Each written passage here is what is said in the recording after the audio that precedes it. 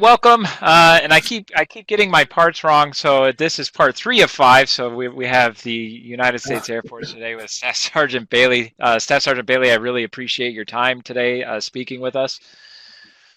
Of Um, course. so we're going to start off with some. Obviously, all our questions are kind of basic. We definitely have a large population of students that are thinking about possibly going into the military as an option.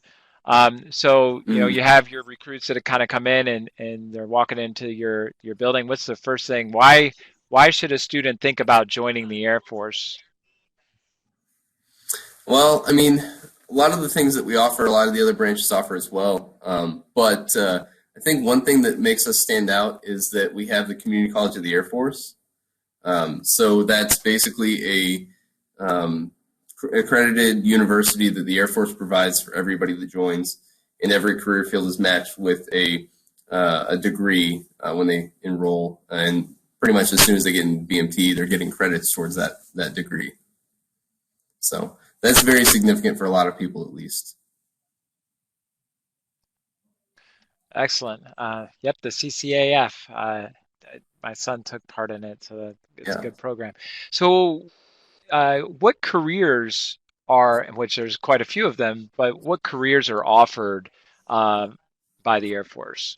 So for us, there's the way I've heard it from a lot of other recruiters is basically we have pretty much everything except for like interior design or something like that. But anything between the admin positions, of course, you get medical, electrical work, mechanical. Obviously, there's going to be people going in the planes. Everybody thinks we're always pilots. Not everybody's a pilot in the Air Force, but we allow the pilots to get moving, whether that's taking care of them medically or making sure that those planes get off the ground. You get to work on multi-million, billion-dollar aircraft a lot of the time. So it's pretty awesome experience to be able to do that, and you can end up leaving with a great amount of experience and travel into the civilian world with that stuff too.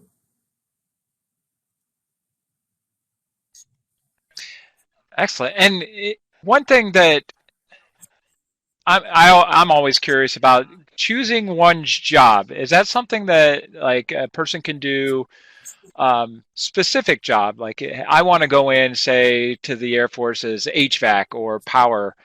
Is that something that they can specifically choose beforehand, or is that something that's kind of chosen for them in basic? Does it go both ways? Can you? Yeah, so we have a couple different ways that we do jobs, but the basics for us, at least within our squadron here in our flight, is we have people go to basic or not basic training to MEPS, and they get qualified medically and physically, and they take the ASVAB when they're there. Once we have all your qualifications, we have you list 12 jobs that you prefer to pick, and then you'll book one of those 12 jobs before you go to basic training.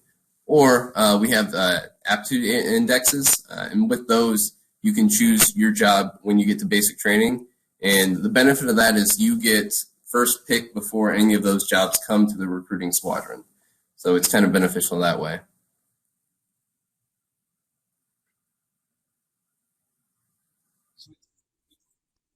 So we talked a little bit about the CCAF, but there's definitely other programs that Air Force and other branches also have to offer for college, both in enlisted and when one might leave the military.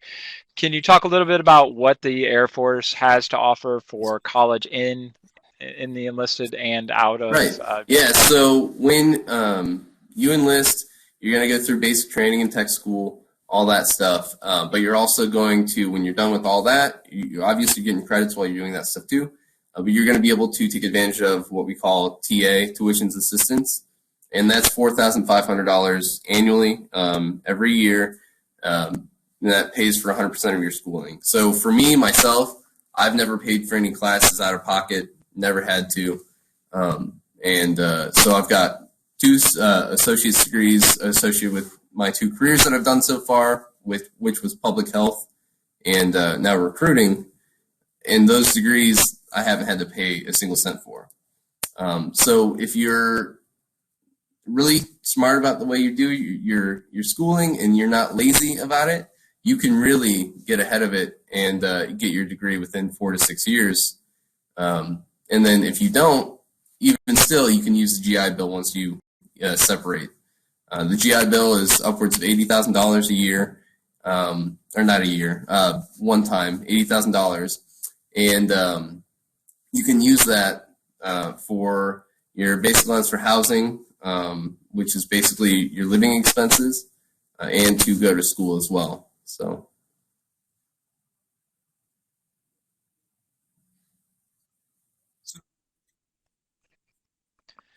So thinking, and I know this is general, but just in case I have students, because Mhm. the answer is nearly the same for all. Um, but if you talk a little bit about, just in case a student's just saying, "Hey, I specifically want to go to the Air Force, so I'm just going to watch this recording."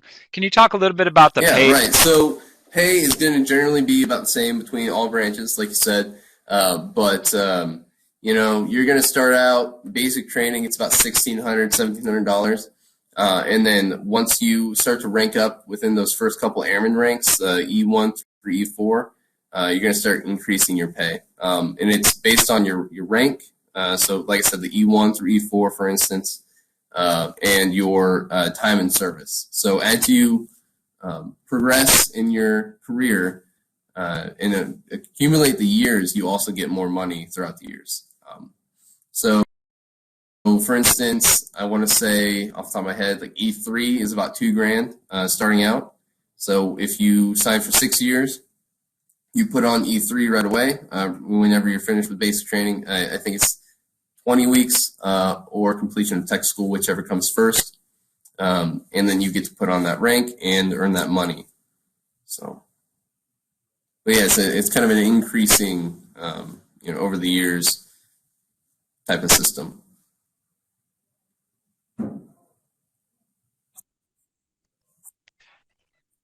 And Yes, yes, that's specifically base pay. yeah, and then there are So correct.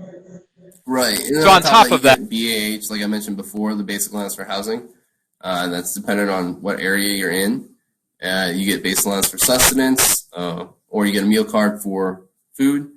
But yeah, there's different ways, and you can possibly get incentive pay if you're in a flying position, that sort of thing.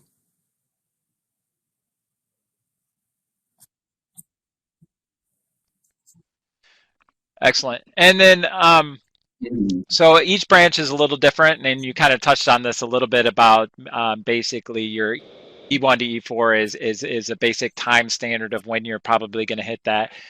Most branches are similar.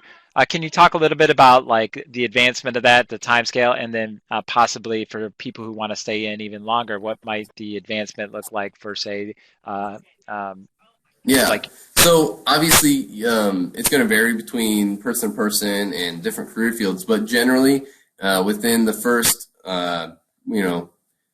4 or 5 years, that's when you're going to go through the airman ranks at E1 through E4, and then you can start to test for the higher ranks. So I'm a staff sergeant, E5. So at my 5 year mark, that's when I was able to put on staff sergeant after testing for it. And you're going to test for your ranks or go through a board process. They're changing that a little bit more recently. They're kind of getting rid of the written tests, the multiple choice tests that we take. And it's going to be more of a board score in the future, and it's going to be more of your performance reviews. So, but yeah, for the first 3 years, generally within 3 years, you're going to be senior airman. You get to that rank of E4, and then, like I said, you get to test for the rest of the ranks or go through a board process to rank up.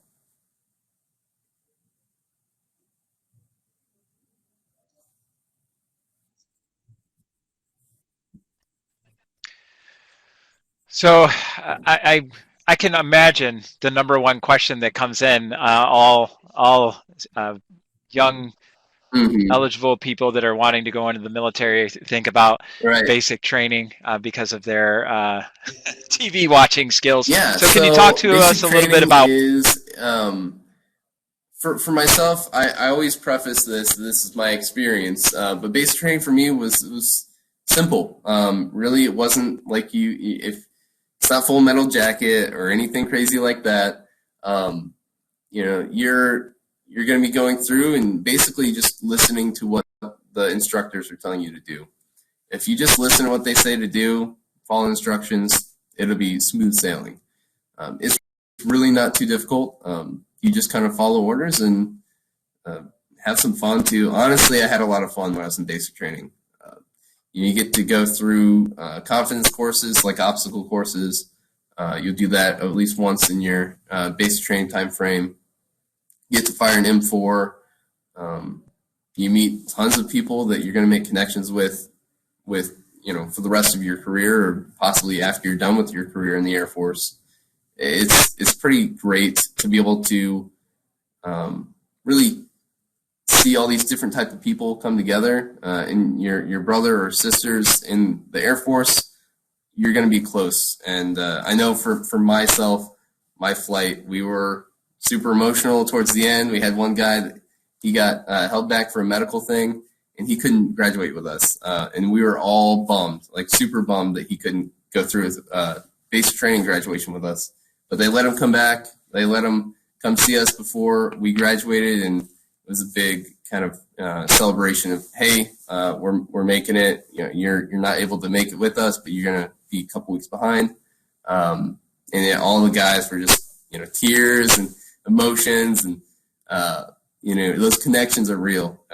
And I think that's the thing to take away from it. A lot of people focus on the crazy stuff that they hear about with MTIs, or like the scary parts, but the scary parts are very minimal. They are there to help you succeed. So it's not as terrifying as a lot of people make it out to be.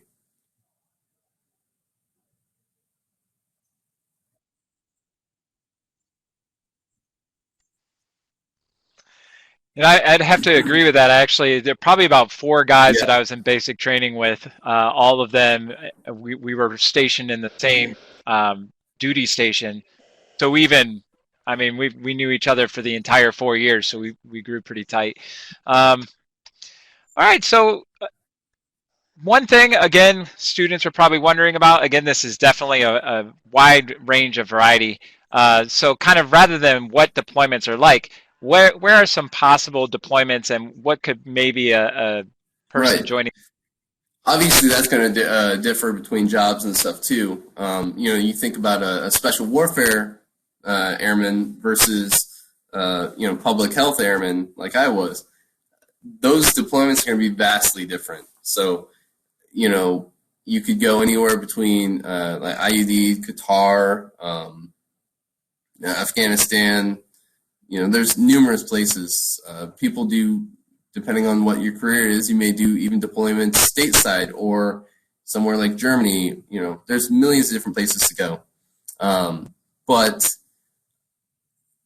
typically it's going to be somewhat, the majority of our deployments are going to be somewhat nicer than what you might see with some of the other branches, not to disparage them or anything, not the point.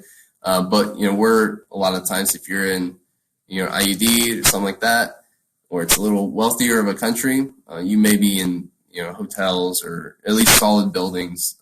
You're not going to be sleeping on the dirt. Not that type of deployment. So it's definitely not going to always be the easiest. It's not like you're going to just be on vacation 24/7. But I would say that they're typically going to be a little bit nicer than you might expect.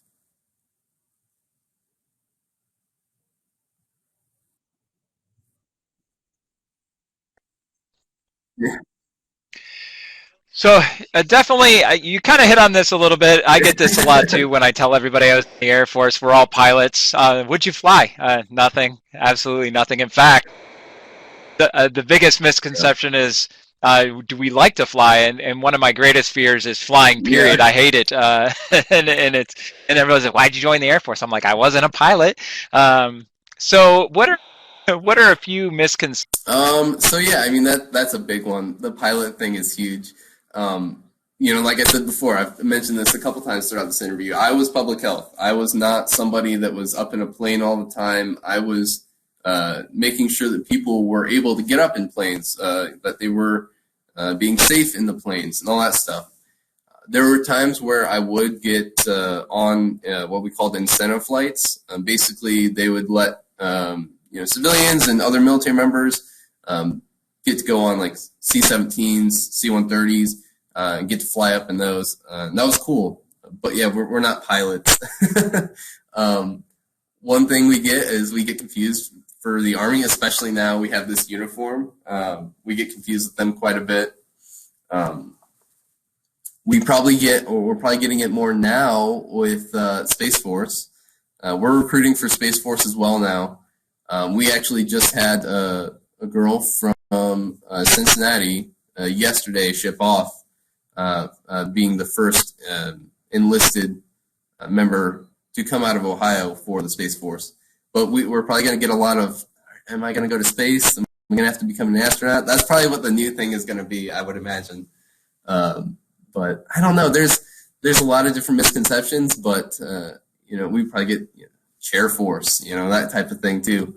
But if you're looking to do something that's maybe a little bit crazier, you look at the Army and the Marines and you think, man, I want to do something cool like what they do. We have careers like that too for special warfare. They have the PJs, the TACPs, which are tactical air control parties. Those guys are calling in bombs and stuff and just doing cool stuff. Combat controllers, whatever the case.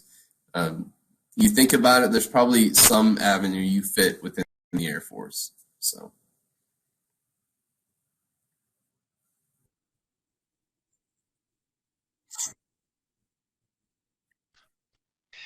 And right. that was one of the biggest things when I joined, like the special units for the Air Force. A lot of people don't know that we have them: Yeah. pararescue, combat control. They're just like, "Oh, you guys have those?" I'm like, "Yeah, worked with them all the time. There's some cool people." Um, so yeah, good. Um, okay, so you got them in. They take their ASVAB. They go to MEPS. They get their scores. We kind of look for what job we're going to take. So now you're going to kind of send them off and give them that piece of advice. What kind of advice are you going to give a new recruit who is one?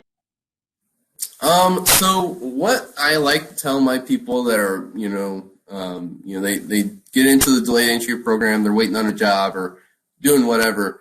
I make sure that they understand that fitness is important. Start running, start doing exercises.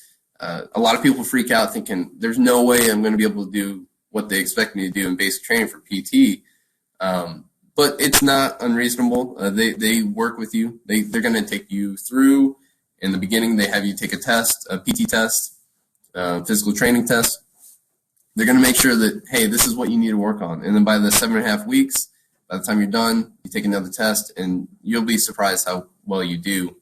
But it's definitely helpful to get ahead of that and do that stuff, running, push-ups, sit-ups, before you go to BMT. And then the other thing I would say is, I'm telling you to work on your physical parts and really focus on and working out, but you got to work on the mental stuff too. And that comes from the memory work, learning the ranks and just the little things that you're going to be expected to learn when you're in basic training. If you get ahead of that before you leave, it makes it super easy for you compared to not knowing anything at all. And we have the delayed entry program app, the Air Force delayed entry program app. You don't have to be in the delayed entry program to look into it. They can download that, look at what it takes to take the PT test, what the requirements for that are, what the different memory work is. They can look into all that stuff and get prepared before they even talk to me.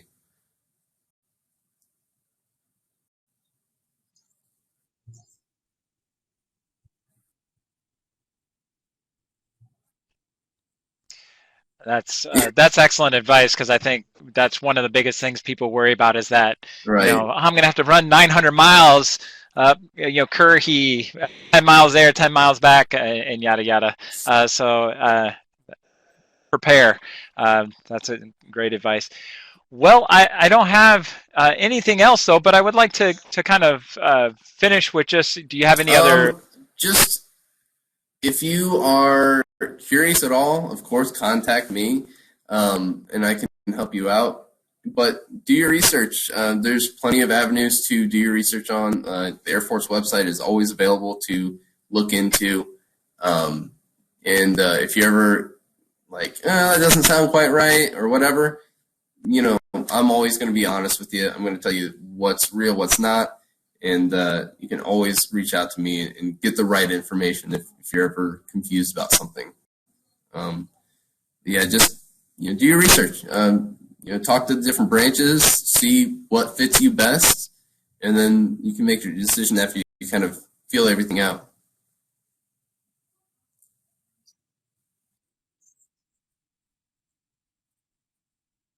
Yeah, Again, that's awesome advice because teachers want to hear that word research. Please look it up.